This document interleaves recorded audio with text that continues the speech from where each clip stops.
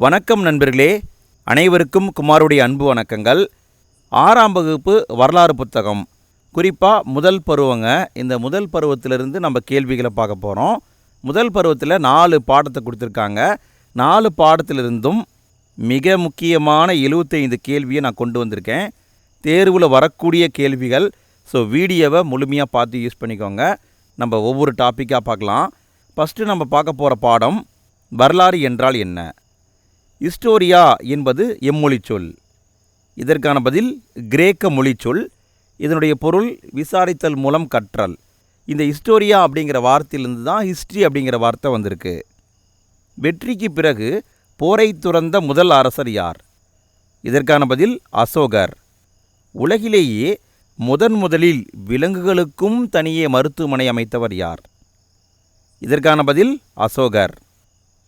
தேசிய கொடியில் உள்ள 24 ஆரக்கால் சக்கரம் எந்த கல்தூணிலிருந்து பெறப்பட்டது? இதற்கான பதில் சார்நாத் கல்தூன். அதிலிருந்து நம்ம எடுத்திருக்கோம். மாமன்னர் அசோகரின் சிறப்புகளை வெளி உலகிற்கு கொண்டு வந்தவர்களில் தவறானவர் யார்? மொத்தம் 3 பேர் சேர்ந்து ஆராய்ச்சி பண்ணி சொல்லியிருப்பாங்க. இதற்கான பதில் ஐராவதம் மகாதேவன். இவர் வரமாட்டார். William Jones, James Prinsep, Alexander Cunningham. இந்த 3 பேரும் அகழ்வாய்வு பண்ணி தான் அசோகரை பற்றி சொல்லியிருப்பாங்க. The church for the India's last emperor என்ற தொகுப்பு நூலின் ஆசிரியர் யார்? இந்த தொகுப்பு நூல் யாரை பற்றியதுன்னா அசோகரை பற்றியது. அவருடைய காலம் என்ன, அவர் என்னென்ன பண்ணார் அப்படிங்கிறத தொகுத்து புத்தகமாக விட்டிருக்காங்க. இந்த புத்தகத்தை எழுதியவர் சார்லஸ் ஆலன். பண்டைய கற்கால மனிதன் பழக்கிய முதல் விலங்கு எது? இதற்கான பதில் நாய். கல்வெட்டுகளை பற்றி ஆராயும் துறையின் பெயர் என்ன? இதற்கான பதில் எபிகிராஃபி. எபிகிராஃபின்னா கல்வெட்டை பற்றி ஆராய்வது. நாணயங்களை பற்றி ஆராயும் துறை என்ன? இதற்கான பதில் நியூமிஸ்மாட்டிக்ஸ். நியூமிஸ்மாட்டிக்ஸ் அப்படின்னா நாணயங்களை பற்றி ஆராயும் துறை. அடுத்து நம்ம பார்க்க போகிற பாடம் 2வது பாடம் மனிதர்களின் பரிணாம வளர்ச்சி. வேளாண்மை எத்தனை ஆண்டுகளுக்கு முன் தொடங்கியது? இதற்கான பதில் 8000 ஆண்டுகளுக்கு முன் தொடங்கியது. மானுடவியல் ஆந்த்ரோபாலஜி என்பது எந்த மொழிச்சொல்? இதற்கான பதில் கிரேக்க மொழிச்சொல். குரோமேக்னான்ஸ் மனிதர்கள் வாழ்ந்த லாஸ்காஸ் என்ற குகை உள்ள நாடு எது? இந்த குரோமேக்னான்ஸ் அப்படிங்கிற மனிதர்கள் இறந்தவங்கள புதைச்சிருக்காங்க. ரொம்ப பழைய கால மனிதர்கள். இவங்க வாழ்ந்த இந்த லாஸ்காஸ் அப்படிங்கிற குகை எங்கே இருக்குன்னா பிரான்ஸ் நாட்டில் இருக்குது. 3.5 மில்லியன் ஆண்டுகள் பழமையான மனித காலடித்தடங்கள் கண்டுபிடிக்கப்பட்ட நாடு எது? இதற்கான பதில் தான்சானியா. தான்சானியாங்கிறது ஆப்பிரிக்க நாடுங்க. அங்கே பார்த்தீங்கன்னா 3.5 மில்லியன் ஆண்டுகள் பழமையான மனிதனுடைய காலடி தடத்தை கண்டுபிடிச்சிருக்காங்க. பொறுத்துக. மனிதர்கள் பல விதத்தில் இருந்திருக்காங்க அந்த காலத்தில். அவங்க எந்தெந்த நாட்டில் எந்தெந்த டைப்பில் வாழ்ந்திருக்காங்கன்னு கேட்டிருக்காங்க. விடை ஆஸ்திரலோபிதிகஸ் அப்படிங்கிற மனிதர்கள் கிழக்கு ஆப்பிரிக்காவில் வாழ்ந்திருக்காங்க. ஹோமோ ஹெபிலிஸ் இந்த இனம் தென் ஆப்பிரிக்காவில் வாழ்ந்திருக்கு. ஹோமோ எரெக்டஸ் இந்த இனம் ஆப்பிரிக்காவிலையும் ஆசியாவிலையும் வாழ்ந்திருக்கு. நியாண்டர்தால் மனிதர்கள் இவங்க யுரேசியா பகுதியில் வாழ்ந்திருக்காங்க. பொறுத்துக்க. அதாவது மனிதர்களுடைய வகையையும் அவங்க எங்கு வாழ்ந்தாங்க அப்படிங்கிறதையும் பொறுத்தணும். இதற்கான பதில் குரோமேக்னான்ஸ் மனிதன் பிரான்ஸில் வாழ்ந்தான். பீக்கிங் மனிதன் சீனாவில் வாழ்ந்தவர்கள்.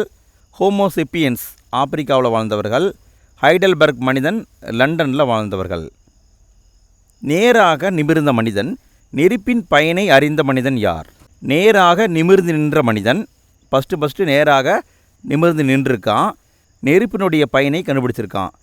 அந்த மனிதன் யார் அப்படின்னா ஹோமோ எரெக்டஸ். இவங்க தான். நியண்டர்தால் மனிதர்களின் சான்றுகள் கிடைக்கப்பட்ட நாடு எது? இதற்கான பதில் ஜெர்மனி. நியாண்டர்தால் மனிதர்கள் எங்கே இருந்திருக்காங்க? ஜெர்மனியில் இருந்திருக்காங்க. நவீன மனிதன் வேட்டையாடிய மற்றும் உணவு சேமித்த மனிதன் யார்? அதாவது நவீன காலத்தில் வாழ்ந்த மனிதன். நாம் இருக்கோம் இல்லைங்களா, நாம் இந்த இனத்துலேருந்து தான் வந்திருக்கோம்.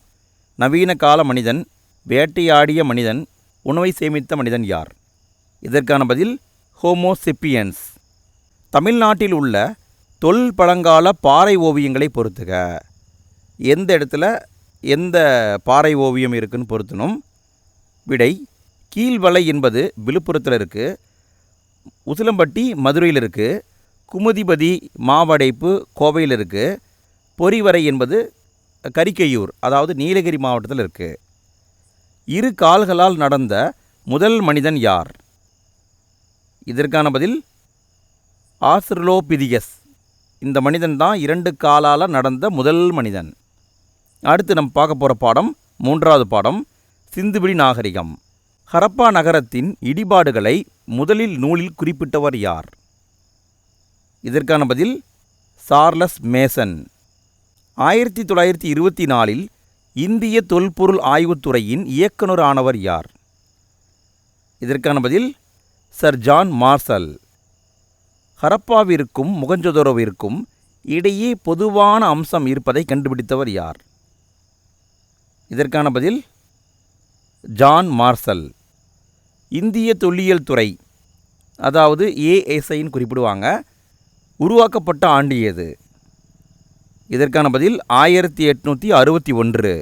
இந்திய தொல்லியல் துறையை உருவாக்கியவர் யார்? இதற்கான பதில் அலெக்சாண்டர் கன்னிங்காம். இவர் தான் உருவாக்கியிருப்பார். 1861 உருவாக்கப்பட்டிருக்கும். இதனுடைய தலைமையிடம் புதுடெல்லியில் இருக்குது. ஹரப்பா நகரத்தின் காலகட்டம் என்ன? இதற்கான பதில் எல்லாமே கிமு தாங்க. சரிங்களா, இங்கே இருக்கிற எல்லாமே கிமு தான். கிமு 3300 கிமு 1900 வரைக்கும். சரிங்களா, கிறிஸ்து பிறக்கிறதுக்கு முன்னாடியே நடந்துருச்சு. 3300 ஆரம்பித்து 1900 வரைக்கும் இருந்திருக்கும். ஹரப்பா நாகரிகத்தின் பரப்பளவு எவ்வளவு? இதற்கான பதில் 13 லட்சம் சதுர கிலோமீட்டர்கள்.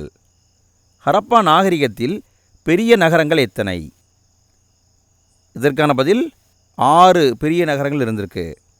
ஹரப்பா நாகரிகம் எந்த காலகட்டத்தை சார்ந்தது? இதற்கான பதில் வெண்கல காலகட்டம். வெண்கல காலம்னு சொல்லுவாங்க அல்லது செம்பு காலம்னு சொல்லுவாங்க. சிந்துவெளி நாகரிகத்திற்கு முன்னோடியாக அமைந்தது என்ன? இதற்கான பதில் மெஹர்கர் நாகரிகம். மெஹர்கர் எந்த கால மக்கள் வாழ்ந்த இடம்? இது ஒரு லொக்கேஷனுங்க. இந்த இடத்துல புதிய கற்கால மனிதர்கள் வாழ்ந்திருக்காங்க. மெஹர்கர் அப்படிங்கிற இடத்துல புதிய கற்கால மக்கள் வாழ்ந்திருக்காங்க. மெஹர்கர் பாகிஸ்தான் நாட்டில் பலுசிஸ்தான் மாகாணத்தில் எந்த ஆற்று பள்ளத்தாக்கில் அமைந்துள்ளது? நல்ல கவனிங்க. மெஹர்கர் எங்கே இருக்குது? பாகிஸ்தானில் இருக்குது. பாகிஸ்தானில் பலுசிஸ்தான் மாகாணம்னு ஒன்று இருக்குது, அந்த மாகாணத்தில் இருக்குது. அந்த மாகாணத்தில் போலன் ஆறு அப்படிங்கிற ஒரு ஆறு ஓடுது. அந்த ஆற்றுடைய பள்ளத்தாக்கில் தான் இந்த மெஹர்கர் இருக்குது. மெஹர்கர் நாகரிகத்தின் காலம் என்ன? இதற்கான பதில் கிமு 7000 இந்த காலகட்டத்தை சார்ந்தது. சிந்துவெளி நாகரிகத்தில் தானிய களஞ்சியம் இருந்த இடம் எது? இதற்கான பதில் ஹரப்பாவில் தான் தானிய களஞ்சியம் இருந்தது. சிந்துவெளி நாகரிகத்தில் பெருங்குளம் இருந்த இடம் எது? இதற்கான பதில் மொகஞ்சதாரோவில் பெருங்குளம் இருந்திருக்கு. முதிர்ச்சி அடைந்த ஹரப்பா காலகட்டத்தை சார்ந்த தானிய களஞ்சியம் கண்டுபிடிக்கப்பட்ட இடம் எது? இதற்கான பதில் ராகி கர்கி. எங்கே இருக்குது? ஹரியானாவில் இருக்குது. சிந்துவெளி நாகரிகத்தில் மாபெரும் கூட்ட அரங்கம் இருந்த இடம் எது? மாபெரும் கூட்ட அரங்கம் எங்கே இருந்தது? மொகஞ்சதாரோவில் இருந்தது. சிந்துவெளி மக்களோடு விரிவான கடல் வணிகம் மேற்கொண்ட நாகரிகம் எது? இதற்கான பதில் மெசபடோமியோ நாகரிகம். மெலுக்கா என்ற இடத்திலிருந்து அணிகலன்கள் வாங்கிய சுமேரியாவின் அக்காடிய பேரரசன் யார்? இதற்கான பதில் நாரம்சின். நாரம்சின் அப்படிங்கிற ஒரு சுமேரிய அரசன் மெலுக்கா அப்படிங்கிற சிந்துவெளி பகுதியிலிருந்து அணிகலன்களை வாங்கியிருக்காரு. சிந்துவெளி நாகரிகத்தில் கப்பல் கட்டும் தளம் இருந்த இடம் எது? இதற்கான பதில் லோத்தல். லோத்தல் எங்கே இருக்குது? குஜராத்தில் இருக்குது. லோத்தல் என்ற சிந்துவெளி துறைமுகத்துடன் தொடர்புடைய ஆறு எது? இதற்கான பதில் சபர்மதி ஆறு. சிந்துவெளி நாகரிகத்தில் பூசாரி அரசன் சிலை இருந்த இடம் எது? இதற்கான பதில் மொகஞ்சதாரோவில் தான் கிடச்சிருக்கு. 1704 மில்லிமீட்டர் வரை சிறிய அளவீடு கொண்ட தந்தத்தால் செய்யப்பட்ட அளவுகோல் கண்டுபிடிக்கப்பட்ட இடம் எது? இதற்கான பதில் லோத்தில் தான் கிடச்சிருக்கு. இதனுடைய சமகாலத்தில் இந்தளவுக்கு சின்னதாக உருவாக்கப்பட்ட அளவீடு எங்கேயுமே இல்லை. 1704 மில்லிமீட்டர் அளவுக்கு உருவாக்கியிருக்காங்க. அதுவும் குறிப்பாக தந்தத்தால் உருவாக்கியிருக்காங்க. சிந்துவெளி நாகரிகத்தில் நடனமாடும் பெண் சிலை இருந்த இடம் எது? இதற்கான பதில் மொகஞ்சதாரோ. கொர்க்கை, பூம்புகார் போன்ற சங்ககால நகரங்கள் மற்றும் துறைமுகங்களின் பெயர்கள் உள்ள இடம் எது? இதற்கான பதில் ஆப்கானிஸ்தான். நல்ல கவனிங்க, கொர்க்கை அப்படிங்கிற பேரும் அங்கே இருக்குது, பூம்புகார் அப்படிங்கிற பேரும் இருக்குது. இதெல்லாமே சங்ககால நகரங்கள். இந்த பேர் ஆப்கானிஸ்தானில் இருக்குது. காவிரி, புருன்ஸ் என்று தமிழக ஆறுகளின் பெயர்கள் உள்ள நாடு எது? காவிரி, புருன்ஸ் இதெல்லாமே ஆறுகளுடைய பெயர்கள். தமிழக ஆறுகளுடைய பெயர்கள் இன்னொரு நாட்டில் இருக்குது. எங்கே இருக்குன்னா ஆப்கானிஸ்தானில் தான் இருக்குது. காவிரிவாலா, பொருணை என்று தமிழக ஆறுகளுடைய பெயர்கள் உள்ள நாடு எது? முன்ன நம்ம பார்த்தது காவிரி, பொருன்ஸ்ன்னு பார்த்தோம். அது எங்கே இருக்குது? ஆப்கானிஸ்தானில் இருக்குது. காவிரிவாலா அப்படிங்கிற பேரும் பொருணை என்ற பேரும் பாகிஸ்தானில் இருக்குது. சிந்துவெளி மக்கள் அறியாத உலோகம் எது? இதற்கான பதில் இரும்பை பற்றி அவங்களுக்கு தெரியாது. சிந்துவெளி மக்கள் அறியாத விலங்கு எது? இதற்கான பதில் குதிரையை பற்றி அவங்களுக்கு தெரியாது. சிந்துவெளி மக்கள் ஆபரணம் செய்ய எந்த நிற மணிக்கற்களை பயன்படுத்தினர்? இதற்கான பதில் சிவப்பு நிற மணிக்கற்களை பயன்படுத்தியிருப்பாங்க. இதை ஆங்கிலத்தில் கார்னலியன் அப்படின்னு குறிப்பிடுவாங்க. கார்னலியன் அப்படின்னும் சொல்லலாம், சிவப்பு நிற மணிக்கற்கள் அப்படின்னும் சொல்லலாம். சிந்துவெளி நாகரிகத்தில் மட்பாண்டங்கள் எந்த வண்ணத்தில் இருந்தன? இதற்கான பதில் சிவப்பு வண்ணத்தில் மட்பாண்டங்களை உருவாக்குனாங்க. சிந்துவெளி மக்கள் மட்பாண்டத்தின் மீது எந்த வண்ணத்தில் அழகிய வேலைப்பாடுகளை செய்தனர்? இதற்கான பதில் கருப்பு வண்ணம். நல்லா பாருங்கள், முழு பானையுமே சிவப்பு நிறமாக இருக்கும். அதில் டிசைன் பண்ணது மட்டும் கருப்பு வண்ணத்தில் பண்ணியிருப்பாங்க. சிந்துவெளி நாகரிகம் சரியத் தொடங்கிய ஆண்டு எது? இதற்கான பதில் கிமு 1900. முதல் எழுத்து வடிவத்தை உருவாக்கியவர்கள் யார்? இதற்கான பதில் சுமேரியர்கள். பழமையான 4 நாகரிகங்களில் பெரிய பரப்பளவு கொண்டது எது? இதற்கான பதில் சிந்துவெளி நாகரிகம்தான். ஹரப்பா டேஸ் நாகரிகம். இதற்கான பதில் ஹரப்பா என்பது நகர நாகரிகம். இது ஆல்ரெடி எக்ஸாமில் கேட்டிருக்காங்க. இது நகர நாகரிகம். சிந்துவெளி நாகரிகத்தின் தெற்கு எல்லை எது? இதற்கான பதில் மகாராஷ்டிரா. அடுத்து நம்ம பார்க்க போகிற பாடம் 4வது பாடம், தமிழ்நாட்டின் பண்டைய நகரங்கள். சங்ககால எந்த அரசின் துறைமுகம் பூம்புகார்? இதற்கான பதில் சோழர்களின் துறைமுகம்தான் பூம்புகார். பூம்புகார் பற்றி குறிப்பிடாத நூல் எது? இதற்கான பதில் பட்டினப்பாலை பூம்புகாரை பற்றி சொல்லும், சிலப்பதிகாரம் சொல்லும், மணிமேகலை சொல்லும், பதிற்று பத்து சொல்லாது. ஏனென்றால் பதிற்று பத்து என்பது சேரர்களுக்கு மட்டும்தான் வரும். சேரர்கள். பூம்புகார் நகரத்திற்கு வந்தவைகளை பொறுத்துக. ஒவ்வொரு பகுதியிலிருந்தும் நிறைய பொருட்கள் வந்திருக்கு. இதற்கான பதில் கடல் வழியாக குதிரை வந்தது, தரை வழியாக கரு மிளகு வந்தது, வடமலையிலிருந்து தங்கம் வந்தது, தென்கடலிலிருந்து முத்து வந்தது. இதை நல்லா பார்த்துக்கோங்க ஃப்ரெண்ட்ஸ். இந்த மாதிரி கேள்வியும் எக்ஸாமில் வந்திருக்கு. கடைச்சங்க காலத்தில் தமிழ் பணி செய்த புலவர்கள் எத்தனை பேர்? இதற்கான பதில் 49 பேர் இருந்தாங்க. பண்டைய இஸ்ரேல் அரசர் யார் முத்துக்களை பாண்டியரின் துறைமுகமான கொருக்கைக்கு அருகில் உள்ள உவரியிலிருந்து பெற்றார்? கொருக்கை அப்படின்னா தூத்துக்குடிங்க. தூத்துக்குடிக்கு பக்கத்தில் உவரி அப்படிங்கிற ஒரு இடம் இருக்குது. அந்த இடத்துலேருந்து அணிகலன்களை வாங்கியிருக்காரு. யார் அப்படின்னா இஸ்ரேல் அரசர் சாலமோன். ரோமானிய நாணயங்கள் தயாரிக்கும் தொழிற்சாலை இருந்த இடம் எது? இதற்கான பதில் மதுரையில் தான் இருந்திருக்கு. நல்லா கவனிங்க, மதுரையில் நாணயங்கள் தயாரிக்கும் தொழிற்சாலை இருந்திருக்கு. யானைகள் கூட செல்லும் அளவுக்கு அகலமான சுரங்கப்பாதை கொண்ட அகழி அமைக்கப்பட்டிருந்த இடம் எது? இதற்கான பதில் மதுரை. மதுரையில் தான் அந்தளவுக்கு பெரிய அகழி இருந்திருக்கு. ஏராளமான பள்ளிகள் முதலில் அமைக்கப்பட்ட நகரம் எது? இதற்கான பதில் காஞ்சிபுரம். நகரங்களில் சிறந்தது காஞ்சி என்று குறிப்பிட்டவர் யார்? இதற்கான பதில் காளிதாசர். கல்வியில் கரையில்லாத காஞ்சி என்று கூறியவர் யார்? இதற்கான பதில் திருநாவுக்கரசர். புத்தகயா, சாஞ்சி போன்று 7 இந்திய புனித தலங்களில் காஞ்சியும் ஒன்று என்று குறிப்பிட்டவர் யார்? 7 இந்திய புனித தலங்கள் இருந்திருக்குங்க. இதை பற்றி சொன்னவர் யுவான் சுவாங். கோயில்களின் நகரம் என்று அழைக்கப்படுவது எது?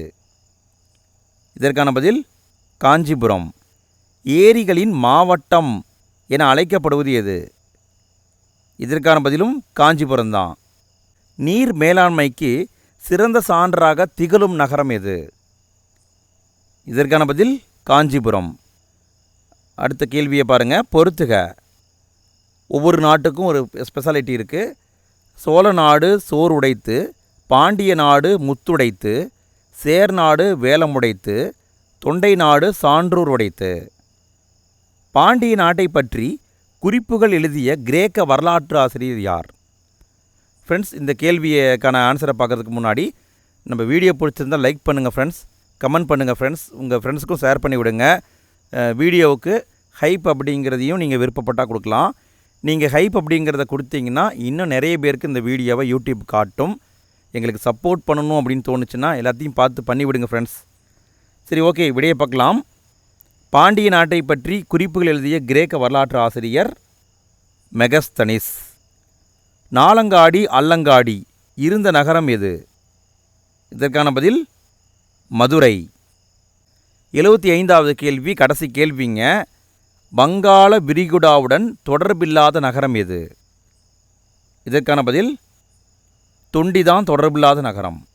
பூம்புகார் கரையில் தான் இருக்கும், கொர்க்கை காஞ்சிபுரம் இருக்கும், தொண்டி அப்படிங்கிறது வராது. அவ்வளவுதான் நண்பா. இந்த முதல் பருவத்தை நம்ம ஈஸியாக கம்ப்ளீட் பண்ணிட்டோம். இதே மாதிரி 2ஆம் பருவம், 3ஆம் பருவம், 7ஆம் வகுப்பு, 8ஆம் வகுப்பு இப்படி தொடர்ந்து நிறைய வீடியோ வந்துட்டுருக்கு. ஆல்ரெடி நிறைய வீடியோ நம்ம போட்டிருக்கோம். அதுக்கான லிங்க்கை நான் ஃபஸ்ட்டு கமெண்ட்டில் கொடுக்குறேன். மறக்காமல் அதையும் பார்த்துருங்க. அடுத்த வீடியோவில் சந்திப்போம். தேங்க்யூ.